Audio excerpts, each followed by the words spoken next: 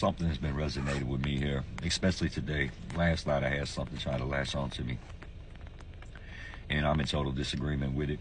And a lot of people, they don't believe that. They don't believe in those kind of things, and that's okay. That's okay.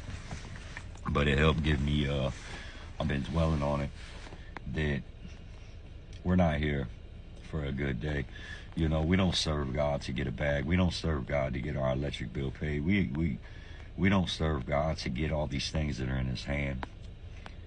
And I think today there's too many people seeking His hand and not His face, getting caught up with some of the scriptures, and the scriptures get manipulated a little bit, and we go after what He can do for us. And the reality is He came to bring the kingdom and establish it back in us, so we can continue to bring the kingdom to a dying world.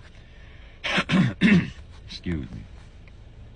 And so we get caught up in this self-righteous attitude, and then we think that we're entitled, and we're missing the recreated value of what Jesus really paid a price for. And if we have a bad day, then all of a sudden we throw our hands in the air, and we're wondering why God ain't there, and we wonder why He ain't blessing us. And then we go on these little rants. But in reality, it's not about us, because Jesus didn't have a good day. He didn't have a good day when He was getting His beard plucked out, and He was getting beaten, He was getting spit on, and He had to take the place of a murderer.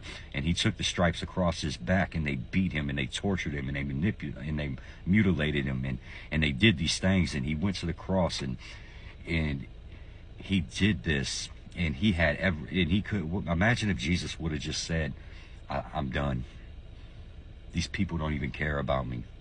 They don't even care. They laugh at me. They mock at me. They're not listening to anything. And he would have called, and He called down angels to pull Him off that cross, and He could have done it, but He didn't.